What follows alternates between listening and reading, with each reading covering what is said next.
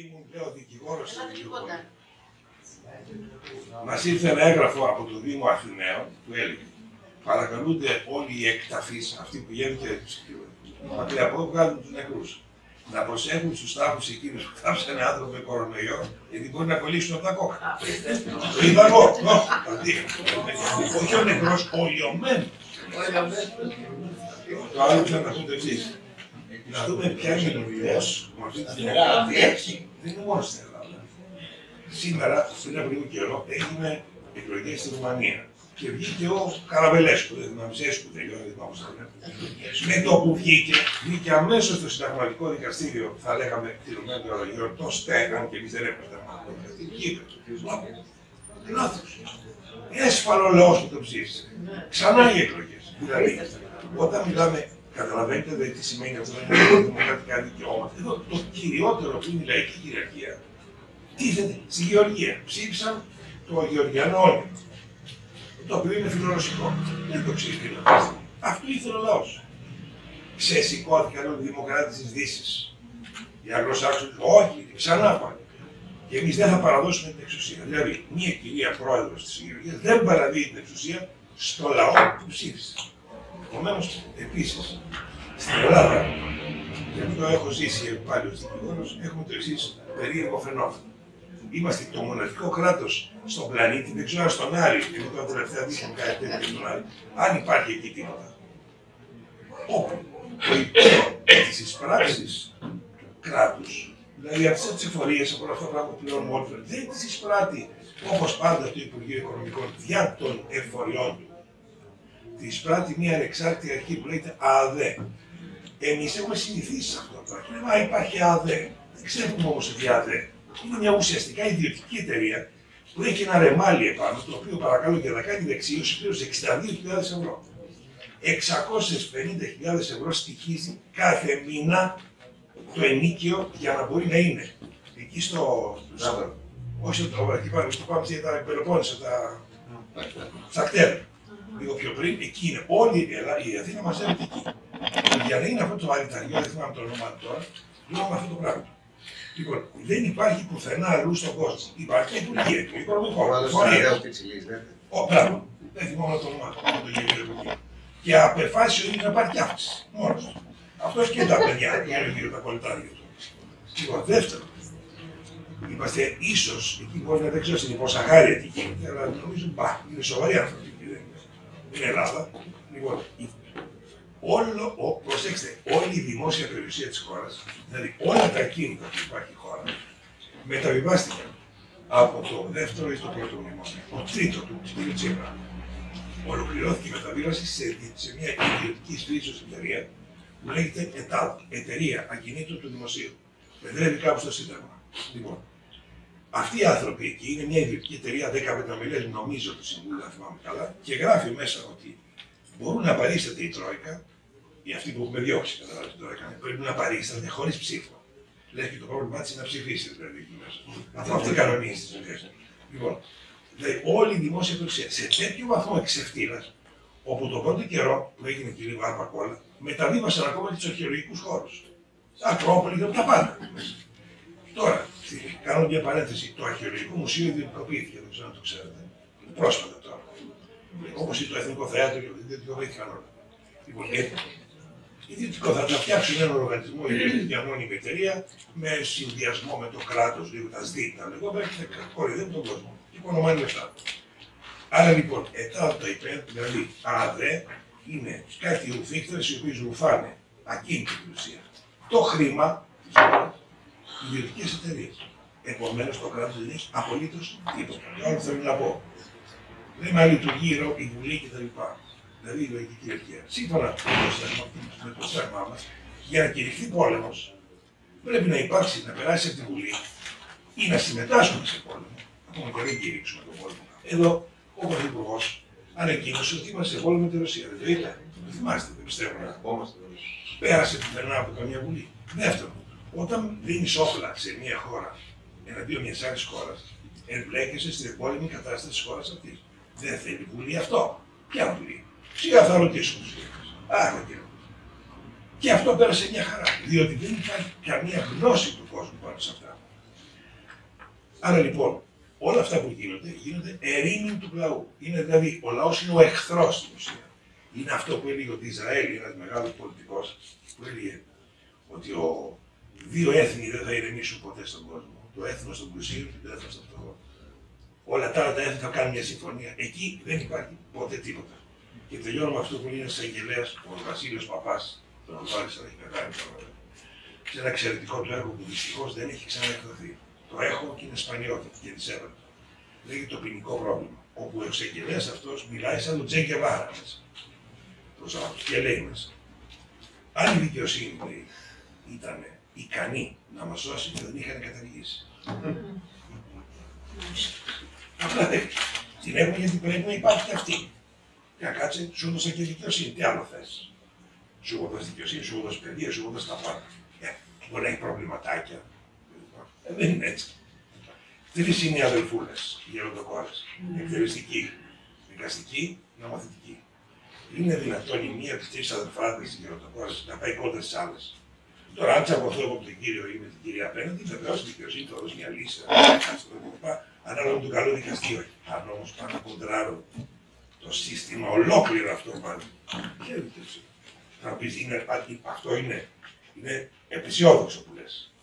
Δεν ξέρω αν είναι επαισιόδοξο. Η αλήθεια δεν είναι ποτέ απεσιόδοξη. Η αλήθεια είναι αλήθεια. Και πρέπει να την ξέρουμε, γιατί έτσι ξυπνάμε κιόλας. Δηλαδή είναι σαν την εποχή της λογοκρατίας που λέγαμε προηγουμένως. Αν άρχισε να λέγανε, έλα μου λέει τίποτα, μια χαρά. Εντάξει, να προσπαθήσουμε. Πρέπει να κρατήσεις το μυαλό σου επιμένως. Να βρεθούμε σε χειρότερα πράγματα. Για θυμηθείτε τους αρχηγούς των κομμάτων που πηγαίνανε με την κοινωνία του Βρατσάκη και κάνανε διαφήμιση στη Pfizer. Αυτό, παιδιά, ειλικρινά στον λαό, πρέπει να του κάνουμε το καπέλο του. Πώς θα τους έδωσε στα λιγότερα, γιατί δεν μπορεί. Να πηγαίνεις και να είσαι εντάξει, παιδί, να πάρει κάποιον άλλο και ο ίδιος. Υπάρχει κάτι άλλο. Πήραν και η καραφάρα, αν δεν πήρανε φράγκο, τότε θα είναι σαν αυτό το ανέκδοτο με την πότια. Δεν ξέρουμε ότι τους πέραν λεφτά. Δηλαδή, αν πήγαν έτσι να κάνουν αυτό το πράγμα εδώ, δωρεάν, και τότε εντάξει. Υπάρχει κάτι άλλο που είναι πολύ σημαντικό. Ότι μέχρι πριν από μερικά χρόνια απαγορευόταν η διαφήμιση φαρμάκων. Απαγορευόταν. Δεν υπήρχε διαφήμιση. Τώρα ήρθε την τηλεόραση κάθε τόσο για το συνάχη, για το έτσι, για το άλλο, για το χαράδι, για την εκόπτωση. Όλα είναι. Και εμβόλια, ναι, κάντε και κανένα εμβόλιο, κάντε και κανένα αυτό. Πάρτε και λίγο. Ιδίως για τα σχόλια. Για τον πόνο στο πόδι, για τον πόνο στο χέρι, για όλα υπάρχουν. Εντάξει, πέρα από τα. Να θυμίσω, επειδή τέθηκε πριν ένα ερώτημα για επιδοτήσεις και επιχορηγήσεις, στα τελευταία της περίοδου του κορονοϊού υπάρχει εξαγγελία του Μητσοτάκη στην Θεσσαλονίκη, στην έκθεση της Θεσσαλονίκης, όπου επιδοτούσε τον εμβολιασμό των νέων παιδιών μεταξύ 15 και 17 με gigabyte, έτσι, διαδικτύου. Okay. Επειδή ρωτήσατε πριν για επιδοτήσεις. Το 21 το καλοκαίρι. Τα gigabyte εκ πρώτης όψεως για το νέο το παιδί τώρα 15 με 17 είναι ότι καλύτερο, το καλύτερο δώρο που μπορείς να του κάνεις. Έτσι, αφήνω όλη την ώρα στο διαδίκτυο. Η παγίδα είναι μετά. Είναι δηλαδή το να πάει και να κάνει, να γίνει πειραματόζω σε ένα σκεύασμα, γιατί δεν ήταν εμβόλιο, ήταν ένα σκεύασμα, το οποίο δεν είχε δοκιμαστεί. Ήταν και κάρτα. Και ποιος τώρα, οι νέοι 15 με 17 ετών, που από όλες τις μελέτες, ακόμα και τις δικές τους, ήταν αυτοί που δεν κινδυνεύανε. Δεν κινδυνεύανε, ρε παιδί μου, με τίποτα. Έτσι. Από εκεί, όχι. Ήταν και η κάρτα. Αυτό τι σημαίνει. Ναι, ήταν και η κάρτα, ήταν και άλλα πολλά που έκανε. Τι σημαίνει αυτό. Όταν κάποιος σου δίνει επιδότηση για μένα, επιχορήγηση, πρέπει πρώτα απ' όλα να κοιτάς ποιος είναι αυτός που στη δίνει. Άμα δεις ποιος είναι αυτός που στη δίνει, το ποιος είναι αυτός έχει σημασία, έτσι. Γιατί λες, εντάξει, μου τη δίνει η Ευρωπαϊκή Ένωση. Αν δεν είναι η Ευρωπαϊκή Ένωση, στην Ευρωπαϊκή Ένωση έχουν επισημοποιήσει τα λόμπι. Δηλαδή έχουν επισημοποιήσει την επιρροή, την έχουν κηρύξει νόμιμη την επιρροή των οικονομικά ισχυρών που ο καθένας προωθεί τα συμφέροντά του. Αυτό σημαίνει λόμπι. Όταν λοιπόν αυτή η Ευρωπαϊκή Ένωση έρχεται και σου δίνει μια επιδότηση για κάποιο συγκεκριμένο πράγμα, πάντα πρέπει να κοιτάς τι λάκκο υπάρχει. Έχουμε να κάνουμε με μια Ευρωπαϊκή Ένωση που κάθε δευτερόλεπτο που περνάει ενισχύει την Τουρκία και αποδυναμώνει εμάς. Δεν μπορεί αυτό το πράγμα να το ξεπερνά. Δεν γίνεται. Δεν γίνεται. Αυτός που βοηθάει τον εχθρό σου είναι και εκείνος εχθρός σου. Τόσο απλά. Τόσο απλά. Δεν είναι δυνατόν να έχει επιβάλει τέτοια μέτρα τόσο εκδικητικά σε αυτή τη χώρα και τους άλλους να τους χαϊδεύει. Και να τους πουλάει και όπλα. Όχι ως Ευρωπαϊκή Ένωση, αλλά όλα τα ευρωπαϊκά κράτη, το κάθε ένα ξεχωριστά. Γερμανία, Ισπανία, Ολλανδία είναι οι μεγαλύτεροι πουλητές όπλων προς την Τουρκία. Ποια Ευρωπαϊκή Ένωση τώρα, κοροϊδευόμαστε? Η Ευρωπαϊκή Ένωση είναι αυτή που προκάλεσε το πραξικόπημα κατά του ελληνικού συντάγματος το 2010. Είναι τόσο απλό. Αυτοί το κάνανε. Αυτοί το κάνανε. Οι δικοί μας ήταν απλά οι σύγχρονοι Quisling. Οι ξένοι το κάνανε. Το επέβαλαν.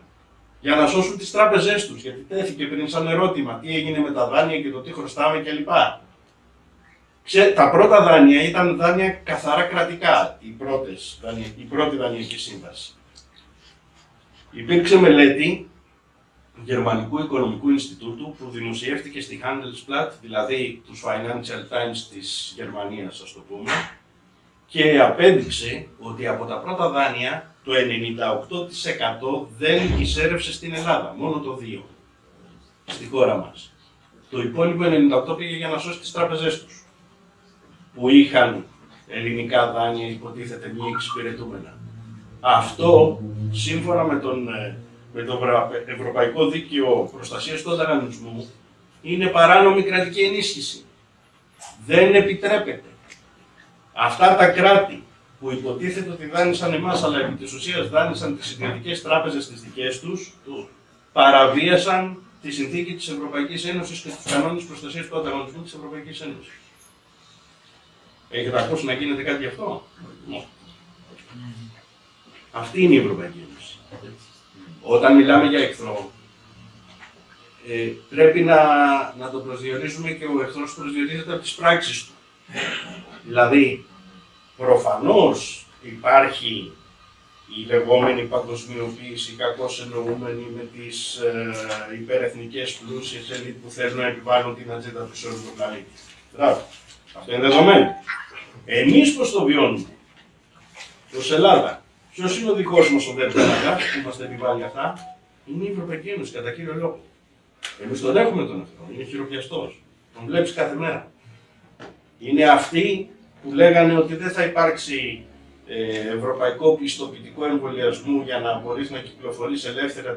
Λέγανε διάφορα και τελικά που το Ευρωπαϊκό Κοινοβούλιο είχε πει: όχι, παιδιά, αυτό που χρειάζεται να γίνει δεν υπάρχει περίπτωση, και ένα μήνα μετά είχε επιβληθεί. Και το πρώτο είναι ποιος? Ο δικός μας ο λαγός, ο Πρωθυπουργός. Απλά πράγματα.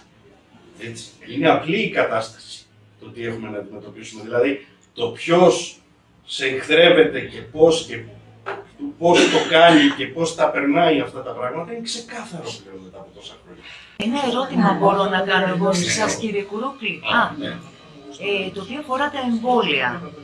Θέλω να ρωτήσω γιατί στο εξωτερικό, και έχω ακούσει και στην Αμερική συγκεκριμένα, δικαιώνονται οι πολίτες που έκαναν τα εμβόλια και έχουν παρενέργειες. Και κάποιοι έχασαν κάποιους δικούς τους, έτσι, συγγενείς τους. Εδώ τι γίνεται? Τι μπορούν να κάνουν εδώ στην Ελλάδα? Το πρόβλημα δεν είναι των εμβολίων, αλλά η δικαιοσύνη. Δηλαδή στην Ελλάδα είναι μία από τις λίγες χώρες που η δικαιοσύνη δεν δουλεύει. Ακόμη και στη Βουλγαρία και στις άλλες όμορες χώρες υπάρχουν ψήγματα δικαιοσύνης. Εδώ εκεί είμαστε σε πλήρη κατάπτωση η δικαιοσύνη. Άρα δεν είναι θέμα του εμβολίου, πώς θα το αποδείξεις, αν θα αποδείξεις ότι σου έκανε παρενέργεια εσύ ή σου έκανε ζημιά. Είναι θέμα ότι και αν το αποδείξεις δεν έχει νόημα. Πας στο δικαστήριο και σου λέει: ωραία, καλά, έκανες, το απόδειξες. Τα λοιπά δεν το δεχόμαστε. Δεχόμαστε τη Λουτσιόδρα την άποψη, γιατί αυτός είναι ο ειδικός. Ο οποίος είναι ένα τίποτα. Ή του Βασιλακόπουλου ή του Σταγόρη. Και έτσι σου λέει: ωραία, τελειώσαμε. Πόσους εσύ γιατρούς έφερες? 350 γιατρούς που αποδεικνύουν ότι αυτά είναι. Ναι, ωραία. 350 γιατρούς δεν ξέρουν τι γίνεται. Εδώ έχουμε επιτροπή, σοβαρή επιτροπή δημοσιογράφων και αυτή να ακούσουμε. Να προσθέσω κάτι. Ναι, βέβαια. Αν επιτρέπετε για πολύ γρήγορα για να πάρω το λόγο. Κοιτάξτε, έχουμε και ένα άλλο πρόβλημα εδώ στην Ελλάδα. Αυτοί οι οποίοι που κάνει εμβόλιο και έχουν πάθει κάτι, δεν το θέλουν να το πάνε στο δικαστήριο. Δηλαδή, εγώ ας πούμε 4-5 που ήταν στο γραφείο δεν το προχώρησα. Δηλαδή, πρώτον, διότι δεν το εκφράζουν, δεν το δέχονται. Ας πούμε, σήμερα μου είπαν εμένα ότι πεθαίνει. Άξα. Και μάλιστα τους είπε ο γιατρός ο καρδιολόγος, ήθελα το άγχος του που είδε του γιατρούς εκεί. Όταν ο άνθρωπος και το αποδέχτηκε που είναι, δεν πήγε το μυαλό ότι μπορεί να το εμβόλιο. Βέβαια, άμα τους ρωτήσεις κατά βάθος, το καταλαβαίνουν ότι θα το διώχνουν γρήγορα. Δεν θέλω να σκέφτονται αυτό το πράγμα. Υπάρχει λοιπόν το θέμα της δικαιοσύνης, υπάρχει το θέμα της υπάρχει δεν είναι εύκολη η απόδειξη. Δηλαδή το ότι έκανα εμβόλιο και το έπαθα δεν αρκεί για να σου βγάλει το δικαστήριο. Γιατί ο αιτιώδης σύνδεσμος πρέπει να αιτιολογηθεί καλά. Πρέπει να έχει δηλαδή κάποιο πράγμα που να δει ναι, αυτό ήταν κάτι ακραίο. Εδώ στην Ελλάδα δυστυχώς καπάσχουμε και σε αυτό. Πάντα ερχόμαστε μετά από τους άλλους. Θα ρωτήσω κάτι. Πιστεύουμε ότι μόνο στην ελληνική κοινωνία νοσούν οι θεσμοί στις κοινωνίες της Όχι, Ευρώπης? παντού. Μα είπε πριν, δεν είδατε τι γίνεται με τις εκλογές, με το ένα με το άλλο. Δεν είναι. Παντού. Ξέρετε κάτι, άμα το δείτε, παντού είναι. Απλά κράτη τα οποία δεν έχουν παράδοση θεσμών είναι ακόμα χειρότερα. Δηλαδή η βροχή όλα τα σπίτια μπορεί να τα επηρεάσει. Ένα σπίτι όμως που δεν έχει καλή σκεπή και δεν υπάρχει αυτά θα πει περισσότερο νερό. Όσον αφορά το προηγούμενο, θέλω να πω το εξής. Πρέπει να είμαστε ως άνθρωποι συναισθηματικοί, αλλά ως αυτοί που αναλύουμε τα πράγματα πρέπει να είμαστε ψυχροί. Γιατί αλλιώς δεν βρίσκεις άκρη έτσι. Το ζήτημα, το αν θα απαντώ και στην κυρία που έφυγε, υπάρχει μια τάση, το αντιμετώπισα από εδώ που ξεκίνησε η ιστορία με τους υγειονομικούς που χειρίστηκαν τις υποθέσεις. Μια τάση δικαστικό λύση, το δικαστήριο, να πάμε στο δικαιοσύνη, κλπ. Είναι πολιτικό το ζήτημα. Δεν λύνει η δικαιοσύνη τα προβλήματα, πρέπει να το καταλάβουμε. Και θα σας πω δύο παραδείγματα. Στην κατοχή, μπορούσες με ένα μπουκάλι λάδι να πάρεις στο σπίτι του αλλού. Εντάξει, το ξέρετε. Κάποιοι λέγανε να πάνε στα δικαστήρια. Πήγαν στα δικαστήρια λοιπόν την περίοδο της κατοχής και λέγανε αυτό, δεν μπορώ εγώ το σπίτι μου να μου το πάρει το Χαϊδούρι, το άλλο ο φασίστας, με ένα μπουκάλι επειδή πεινούσε η οικογένειά. Απαντούσε στο δικαστήριο, το οποίο ήταν της κατοχής. Δεν μπορούσε να κάνει αλλιώς. Ναι, αλλά υπήρχε η ελεύθερη διάδοσή σου, μπορούσε να το κάνει. Απολύτω, απολύτω κλπ. Χρειάστηκε μόλις έγινε απελευθέρωση να δημιουργηθεί ειδικός νόμος, προσέξτε, μετά την κατοχή, που να πει ακόμα και οι υποθέσεις που είχαν απορριφθεί μπορούν να επανέλθουν. Θυμίζω τη Χούντα. Στη Χούντα δεν τολμούσε, δεν πήγαινε στα δικά. Άμα δεν είχε κανένα σκύλο ή κανένα σπίτι, δεν μπορούσε. Αλλά άμα πήγαινε για κανένα ευρύτερο θέμα, δηλαδή καταπίεση, φυλακές, εξορίες, ακόμα κλπ. Πήγαιναν καμιά φορά στα δικαστήρια. Τι τρώγανε στο κεφάλι απευθείας. Έπρεπε να πέσει η Χούντα. Εκτός αν νομίζουμε ότι τώρα δεν είμαστε σε Χούντα. Αν νομίζουμε ότι είμαστε σε Χούντα μόνο στο θέμα των κορονοϊών και της υγειονομικής αυτής, γι' αυτό εγώ από την αρχή είπα, δεν είναι μόνο υγειονομική. Αλλά η δικαιοσύνη ήταν ανεξάρτητη, είναι κοροϊδεύουμε τον εαυτό μας. Είναι τρεις, το ξαναείπα, γεροντοκόρας. Η μία δεν πάει κόντρα στην άλλη. Η δικαιοσύνη, δεν λέω για τους δικαστές, υπάρχουν υπέροχοι άνθρωποι. Και εγώ μάλιστα έχω και προσωπική εμπειρία πρόσφατα για τους υγειονομικούς. Κάτσε να πάνε έτυχε. Λοιπόν, έτυχε όμως. Το κλίμα είναι διαφορετικό. Η δικαιοσύνη έχει, θα το πω, είναι λίγο τραβηγμένο, αλλά θέλω να πω αποτραβήθηκα και εγώ από το επάγγελμα, λιγάκι στην εξοδοτήρικα, μπορώ να μιλήσω πιο άλλα. Έχει τη δομή της μαφίας. Να σας πω τι εννοώ. Για να μιλάω αγώστε. Έχει πυραμιδική οργάνωση.